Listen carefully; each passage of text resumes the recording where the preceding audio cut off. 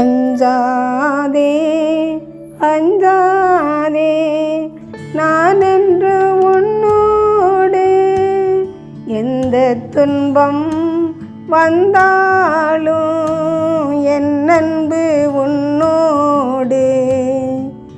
இன்றைய சிந்தனைக்கு மத்தேயு 10:24 முதல் 33 முடிய. ஜூலை 11. நீ செல்லும் இடமெல்லாம் நலம் பெறுவாய், வெற்றி காண்பாய், வீறு கொள், துணிந்து நில், அஞ்சாதே, கவலைப்படாதே. இறைவன் நம் ஒவ்வொருவரையும் பார்த்து கூறுகிறார், நான் உன்னை படைத்தேன், பாதுகாத்தேன், வழி நடத்தினேன், உன்னை பெயர் சொல்லி அழைத்தேன், அஞ்சாதே, அனைத்தையும் என்னிடம் ஒப்படைத்து விடு. யார் பெரியவராக இருந்தாலும் பரவாயில்லை, உன்னை பெயர் சொல்லி அழைத்தது நானே. திருப்பாடலில், நீர் எனக்கு குறித்து வைத்துள்ள நாட்களெல்லாம் எனக்கு வாழ்நாள் எதுவுமே இல்லாத காலத்திலேயே உமது நூலில் எழுதப்பட்டுள்ளன. எனவே யாருக்கும் அஞ்சாதீர்கள். மறைவானது என்பது எதுவுமில்லை. இயேசுவின் மீது நாம் கொள்ளும் நம்பிக்கை ஆழ்கடலை விட ஆழமானது, மலையை விட உயர்ந்தது.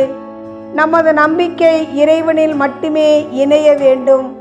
நம் அர்ப்பண வாழ்வில் 1000 தடைகள் வந்தாலும் இறைவன் நம்மை கைவிட மாட்டார். நமது அன்றாட வாழ்வில் வார்த்தைகளாலும் செயல்களாலும் உள்ளத்தை காயப்படுத்துபவர்களுக்கு அஞ்ச வேண்டாம். மாறாக ஆன்மாவையும் உடலையும் நரகத்தில் அழிக்க வல்லவருக்கே அஞ்ச வேண்டும். சிட்டுக்குருவிகளை விட நாம் மேலானவர்கள். அவர் அனுமதியை அன்போடு ஏற்றுக்கொள்வோம். இத்தகைய சவால்கள் இறைவனிடம் நாம் கொள்ளும் நம்பிக்கையை அதிகமாக்கிட, ஆழமாக்கிட தரும் வாய்ப்புகள் என உணர வேண்டும்.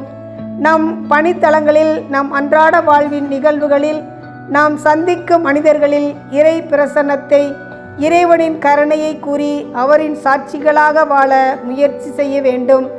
ஒவ்வொரு நாளும் இறைவனின் அருள் கொடையே. நாம் சந்திக்கும் ஒவ்வொருவரும் இறைவனின் சாயிலே என உணர்ந்து இறை பராமரிப்பில் நம்பிக்கை வைத்து வாழ்வோம்.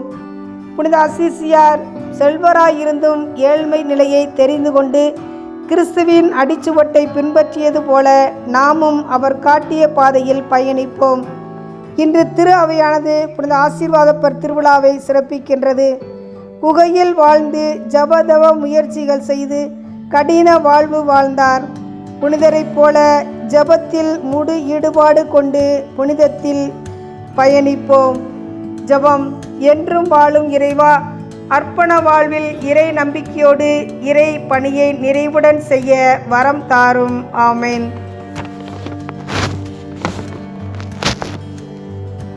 இது பண்ணிட்டோம்.